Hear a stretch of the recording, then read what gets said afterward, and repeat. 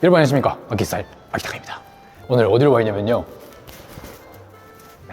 정키 스페셜에 와 있습니다. 정키 스페셜에서 예전에 찍은 영상이 있는데 한번 아직 못 보셨다면 여기 확인해 주시고요. 오늘은 프라이드 자켓에 관한 영상을 준비를 해봤는데 그 중에서도 A2와 MA1에 대해서 오늘 좀 샅샅이 좀 파헤쳐볼까 하는데, 근데 오늘은 특별히 스페셜, 정키 스페셜이지만 스페셜 게스트를 모시고 프라이드 자켓에 대해서 샅샅이 배우는 시간을 가져보도록 하겠습니다. 자, 바로 가볼까요? 정키 스페셜! ということでお店の中に入ってまいりました。ジャンキースペシャルのストアマネージャーカルロス・ニシさんでございます。ジャンキースペシャルのカルロス・ニシです。よろしくお願いします。よろしくお願いします。前回お店で撮らせていただきまして、いえいえいえ、ありがとうございます。閉店後に撮らせていただきまして、もう日またぐんじゃないかぐらい撮らせていただきました。ありがとうございます。今日は A2 と MA1、特にフライトジャケットなんですけど、その中でも A2 と MA1 に関してちょっとたっぷり撮らせていただければと思うんですけども。うちのお店ジャンキースペシャルはもうバズ・リクソンズの商品量でいうともう圧倒的に日本一、っていうことはむしろ世界で一番在庫があるお店になるので、圧倒的にもう当店に来ていただけてよかったです。ありがとうございます。もう圧倒的に、もしかしたらこれサムネイルで使わせていただくかも。それでですね、一応今日バズ・リクソンズの統括のマネージャーの方、亀谷さんの方をお呼びしてますので、ヘリコプターで来られたということで。そうです。亀谷さんはもう移動はヘリコプターなんで。そうなんですね。お名前とちょっと違って早いですね。早いです。亀谷さん、すみません。ということで亀谷さんにお越しいただきました。はい、バズリクソンズの亀谷です。すみません、いつから落ちそうになりました。すみません。亀谷さんにお越しいただきました。バズリクソンズ亀谷です。よろしくお願いします。よろしくお願いします。今日はもう飛行機で来られたということで。ヘリコプター。さっきヘリコプターですけど、ちょっともうちょっと早いものに変えてみました。すみません。ありがとうございます。ありがとうございます。お忙しい中、ご視聴者の方でもバズリクソンに熱いファンの方たくさんいらっしゃいますから、私のチャンネルでもコメントに亀谷さんとぜひちょっとお話を聞きたいというコメントが多々来ておりまして、ありがとうございます。今日はたっぷり、特にA2 と MA1 に関してちょっと深掘りさせていただきます。どちらもフライトジャケットの王様的な存在ですから。今回フライトジャケットに関しても入門、もう全くちょっと着たことないよっていう方からもう愛好家の方たちまでちょっと幅広く楽しめる、そんな動画になっているかと思いますので、よろしくお願いします。まずもちろん今こちらにかかっておりますけれども、こちらがバズリクソンズのリプロダクトしたタイプ A2、こちらがその元となった貴重な当時の資料、ここからこんな風に復刻をしております。でこれを着込んだらこうなるという。そうですね。この一番手前にあるのがバズリクソンズの。そうなんですよね。もうパッと見これわからないですよね。これヴィンテージかと思っちゃいますよね。ありがとうございます。これ私自身がね15、6年着たものですね。これ非売品ですよね。もちろんそうです。これ購入したいですね。これめちゃくちゃかっこいいです。まず亀谷さん、A2 とは？A2 とはですね、もともとアメリカ陸軍航空隊が1930年代に採用して、31年から実際に支給が始まった。採用は30年で1年からそうですね、型紙が、製造されて、そこから兵士たちに支給されたジャケットですね。夏季用の一応フライトジャケット、夏用ですね。一応夏なんですね。レザーではあるんですけど、中綿とか入ってなくて、どちらかというとその現代でいうウィンドブレーカー的なコーチジャケット的な、風をしのぐジャケットですね。だから夏用なんです。現代から見るとレザージャケットってやはり高価なイメージがあって、かなり贅沢なイメージはあるんですけど、当時はやはりそのレザーかコットンしか存在しなかったので、化学繊維が生まれる前なので。なるほど。30年ってことはまだ第二次大戦が始まってないですね。そうですね。その1次と2次の間ですね。だから当時もね、いくつかのその製造メーカーがあったんですけど、本当少なくてですね、生産着数もそれほどではないんです。それがだんだん第一次大戦から第二次大戦に近づくにつれて兵員も増員されて、だんだん今度コントラクターっていう製造メーカーですね、ある程度必要になってきて、である程度生産数のキャパシティを誇れる会社さんと契約して、で、1940年代前後を境に本当生産数が伸びてきました。伸びてくるんですね。その軍軍の服ですけど、はい、コントラクターといってその作ってくれるところに軍がお願いをしてそうです。で作ってもらうってこそうです。とですね。一般の民間企業です。民間企業でそこで国が軍が求めるその基準を満たすかどうかって何回かテストされるんですね。で満たす会社さんと契約をして納入を果たすという。じゃあ満たさないとやらない場合、まあでも一度声かけた以上は多分なんとか現物になるようには多分なってるかとは思うんですけど。なるほどなるほど。でそのコントラクターがまた1個や2個じゃなくてじゃなくていろいろいっぱいあるんですよね。はい、1930年から、採用された A2 がだいたい1944年まで、約14年間続いていくんですけども、その14年間の中で全部のコントラクターの会社が18社、18社が39回ものロット。例えば1社であっても1回だけの納入で終わったところもありますし、1社が5回とか7回繰り返し、はい、はい、その繰り返すたびに革の質感とか、ディテールとかフォルムとか微妙に違ってるので、まあそのあたりも面白い。これがこのマニア心くすぐる。マニア心くすぐって、A2 にはまってしまうと沼ってしまうゆえんですよね。はい、そうですそうです。このコントラクターによってもディテール違うし、年度によって製造年度によっても違うし。だから知らない人から見れば同じ A2。そう。妻に毎回言われます。大体女性多いですよね。そうですね。はい。同じやんっていう。そう、旦那様がこれが違うあれが違うって言ってもどうせ同じしか見えないよっていう。もう革じゃんっていう声で見られちゃいますよね。逆に僕なんかは一つ一つも全部違うジャケットに見えますから。そうですよね。これはやっぱり男のロマンと言われるやっぱり原因がありますね。そうですね。マテリアル、その表の革に使っている素材ですよね。はい。これがですね、ホースハイド。いわゆる日本語で馬革。はい。ポニーハイド、ホースハイドを使いなさいって当時軍が用意したスペックの使用書がありまして。はい。で、ポニーハイドですか？ポニーハイド、小さい馬ですね。一般的に大人の馬はホースハイドって言われるんですけど、ポニーハイドも OK だよっていうふうに書かれてまして。そうなんですね。なんですけど中には革の調達が間に合わなかったのか、何かがあってゴートスキンの A2 もいくつか存在します。非常に稀ではあるんですけど、ゴートスキンで普通、G1 とかに使われるタイプですよね。そうです。調達が間に合わなかったのか、たまたまその作るメーカーがゴートスキンを仕入れるルートがあったのか、もうだから戦争が始まってですね、一応厳密なミルスペック、軍規格ですよね。ミルスペックっていうのはこういうふうに作ってくれっていうミリタリースペシフィケーション、略してミルスペック。厳密にだからこの素材を使いなさい、縫製の手順はこれです、裏地はこれです、カフスのリブはこれを使いなさいっていう、もう事細かにこう使用書があって、そういう細かい厳密な、ミルスペックを網羅したところがやはりそのさっき話に戻るんですけど、軍に納品できてる。そもそもその馬革が使われた背景というのがあるんですか？はい、これもですね、今のアメリカとかですと牛さんですよね。カウハイド、ステアハイド、やはり人間が生きていく上でこう中身のお肉を食べて、で残ったものでこういう副産物を作る、もしくはこの30年代っていう背景は自動車とかトラクターがまだない時代、農耕馬なんですね。なるほどなるほど。馬を使って耕して、副産物としてこういう比較製品なので、30年代の例えばですけどレザーコート、もしくはこれ代表される A2、ホースハイドなんですね。大半が、無駄なくこう使ってたっていう。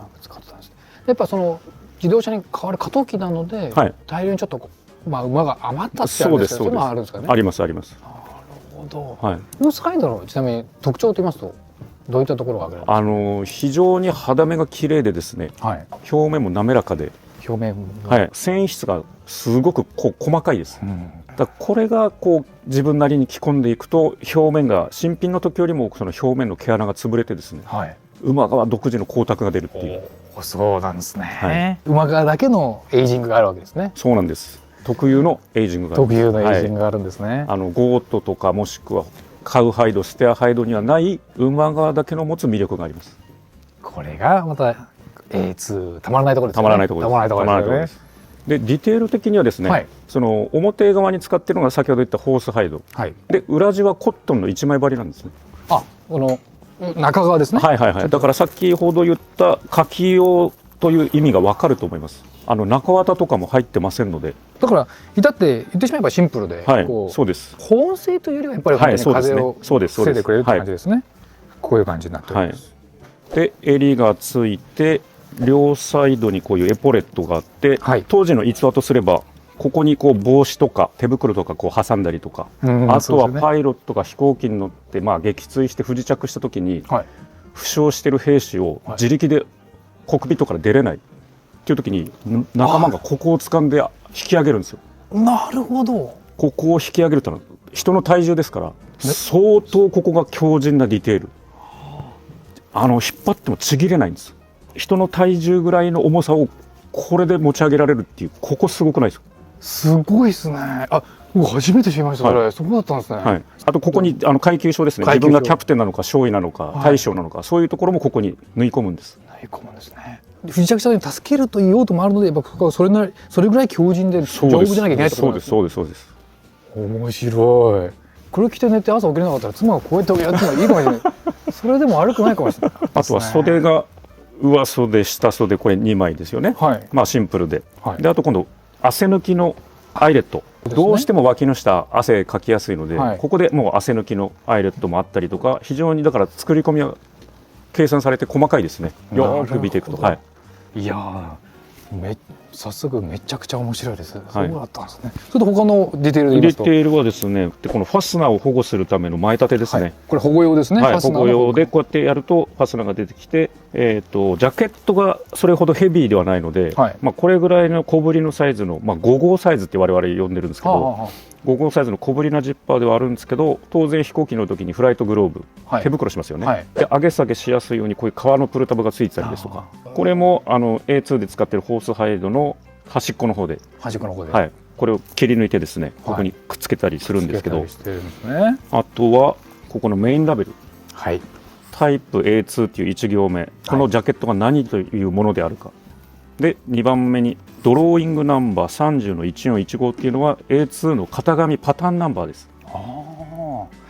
ドローイング、その型紙っていうことなんですかね。そうです。なるほど。でその下のコントラクトナンバー、これですと W535AC23380 っていうのがその下の段にラフウェアクロージングカンパニーってありますけど、この会社がこの契約番号で結んだよという、なるほど、いわば人でいう名詞的な、このジャケット自体が何の誰であるかっていうのをここ見ると全部情報が詰まってるっていう。詰まってるんですね。型紙まで書いてありますもんね。型紙まで書いてあります。なるほど。でここに一番下には差し込みのラベルで、これサイズ表示ですね。サイズ、これ当時もあったんですか？当時も、このサイズで、当時はですね34、36、38、40、42、44、この6サイズで、そのパイロットの体験に合わせて製造されてました。なるほどなるほど。であとはこのレザーをどっかにこうかけたりするときに、この、ハンガーループ、これもですね後ろまでこうぶち抜いてあってですね、すごくだから丈夫なんですね。これ裏地だけ縫ってしまうと多分裏地ごと剥がれちゃって壊れちゃいますけど、破れちゃいますけど、ちゃんと後ろまで貫通することでかけた時にこの重みにも耐えれると。そう耐えれるっていう。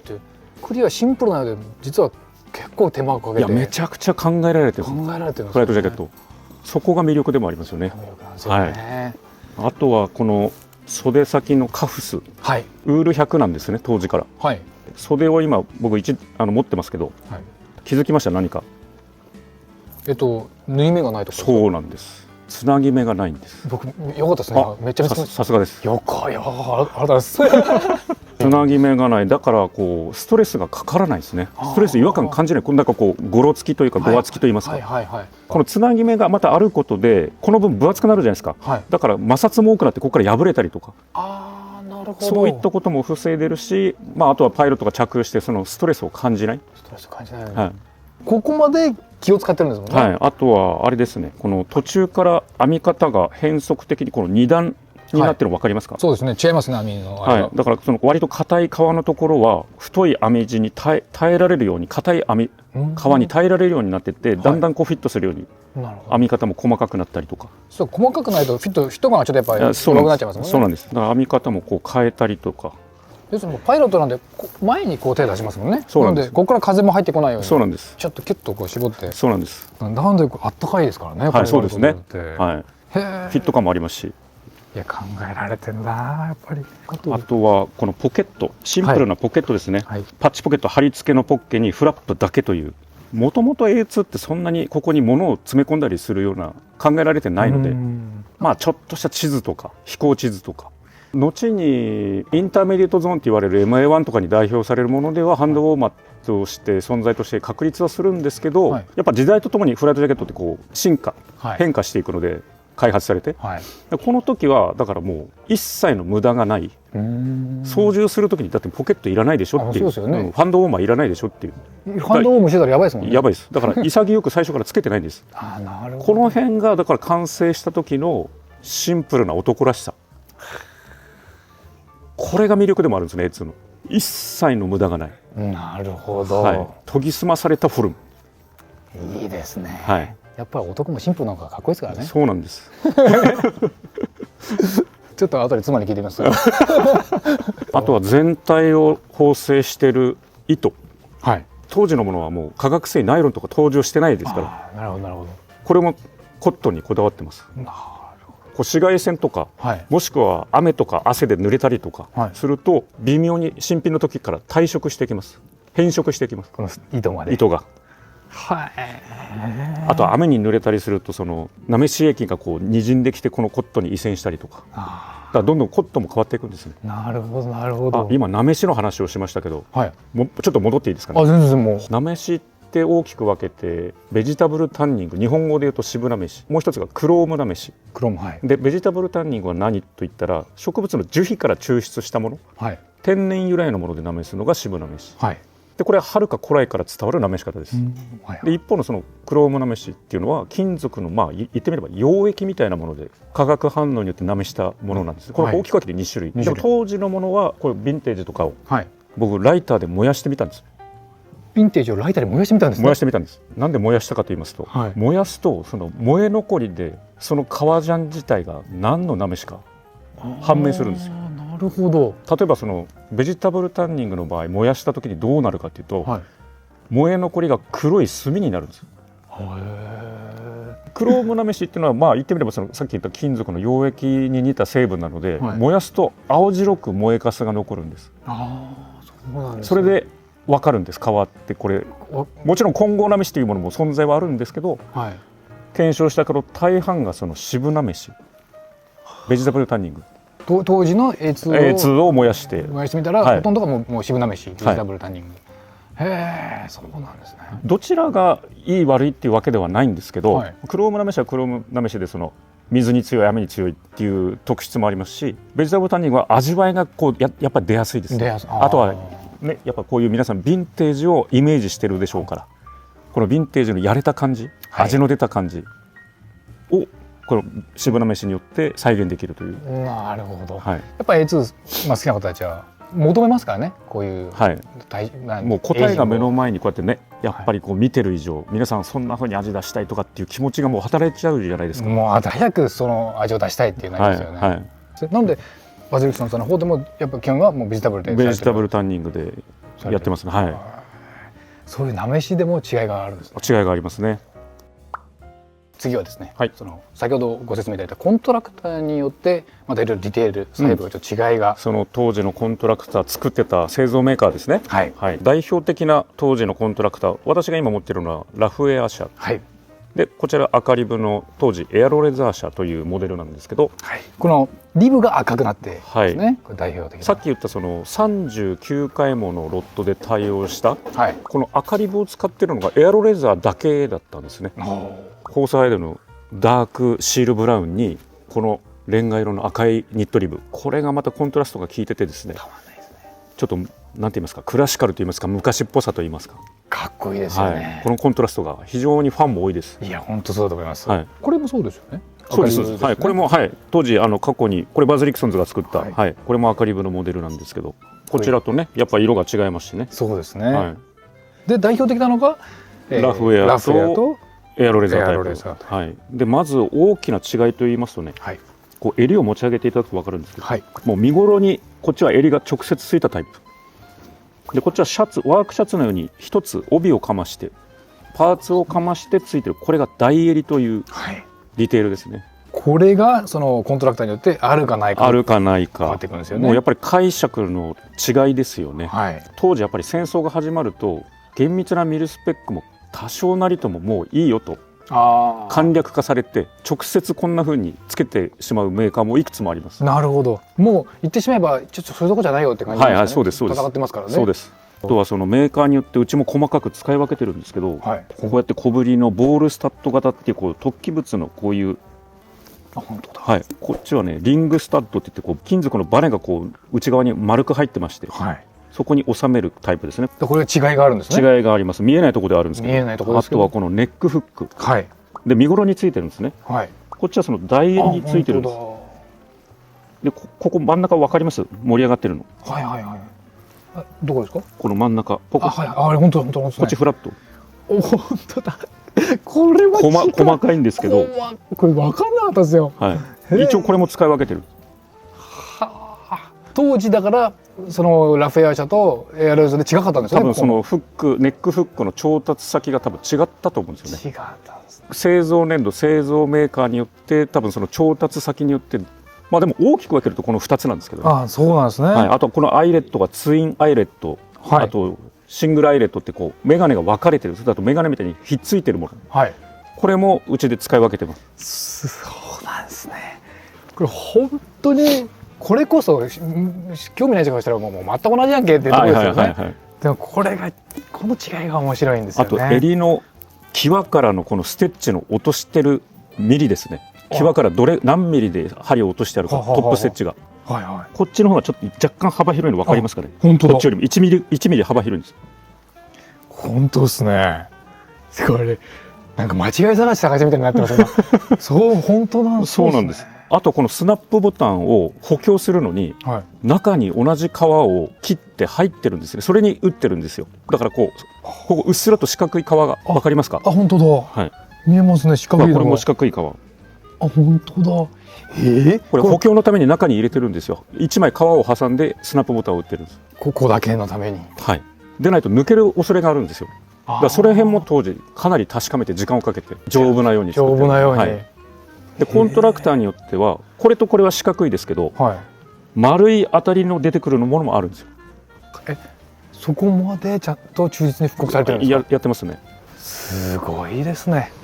あとはエポレットのこのステッチワークとか、あとカーブの具合とか太さとか、ここの幅ともこう違いますよね。本当ですね。こっちもちょっと幅広いんで、あとこの四角い形とか、こういうの全部違うんですね。はい、こっちはステッチクロスステッチが全部こう出てますけど、はい、こっちは埋もれてますね途中で。そうですね。はい、ある程度長いものを巻き込んでるっていう。こっちはねサイズごとに用意してる。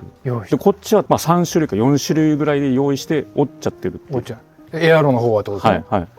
そうなのでこういうわざとこういうふうになるんですね。四角が潜ったような。そうだったんですね。もちろんこの袖の際からのミリも違いますし。ほんまや。これ別にそのミリによって太いか細いかどっちがなんかどういう効果があるとかそういうわけじゃない。そういうわけではないんですけど、やはりそれがなんて言いますか、ジャケットの仕上がった時の醸し出す雰囲気と言いますか。はい。あと当時のその A2 を縫製するときに1インチ間に針を何針落としなさいっていう規定もあったんですよ。そこまで。はい。とにかく細かく縫ってあるんです。細かく。ということは時間をかけてゆっくり丁寧に縫われてるっていうことなんです。なるほど。今みたいに大量生産だと、はい、ミシンをダーッスピードで送って、はい、そうするとこう飛びますよね。はいはい。ではないです。もう細かい、もう時間をかけてゆっくり丁寧に縫ってる。じゃないと細かくできないですもんね。できないです。だから時代を超えた今でもこうやっていいものは残るんです。ほんまですね。はい。丈夫だからこそ残るんです。なるほど。はい、やっぱり人を引きつける理由はありますね。はい。やっぱり、はい、そうなんですね。私が今日話しているのは自分が本当に魅力があるところだけ語ってます。なるほど。さっきから。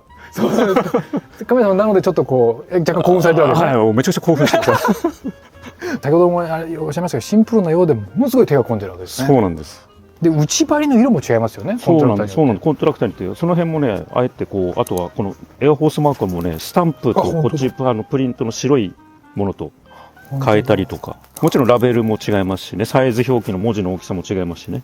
なるほどなるほど。はい、バズ・リクソンさんの方で全部忠実に研究されてこれを復刻されているわけですね。はい。一応定番では毎年ここ最近ではこの2方が中心主軸となって A2 を展開してて、はい、で他のコントラクトも毎年新しいモデルを何かしらこう足してなるほど展開してます。であとはこうたまたまプレーンなモデルを今ねこうやって2つ紹介してますけど、はい、今度背中にバックペイントとかいうああいうね、はいはい、あっちみたいなああいう当時もだからそのパイロットの人たちが書いてたんですよね。そうなんです。パイロットの中でも絵心ある兵士が何人かいて、はい、腕を競い合うように俺の方がうめえだろうみたいな感じでなるほど直書きしてたんですね。だから弊社もあれですよ今こうリプロダクトしてるのも、はい、職人さんにもう一枚一枚手書きでやってもらってます。マジっすか。プリントではないです。だから同じ柄をこうやって並べると例えば女性の髪の毛の1本まつげの1本ちょっと違ったりします。そうなんですね、はい、今日行っちゃおうかな今日あれつって当時は飛行機の絵とかピンナップガールのとか書いてますもんね。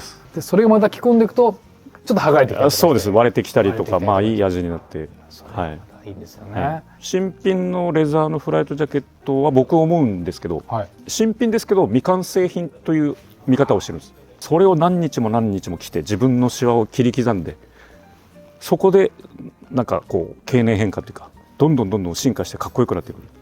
それがレザーフライト時の醍醐味でもあります。なるほど。最初はもう新品でもちろんかっこいいですけどもまだそれはスタートしてない、はい、着てってどんどんかっこよくなっていってだんだん完成形に近づいていく。なるほど。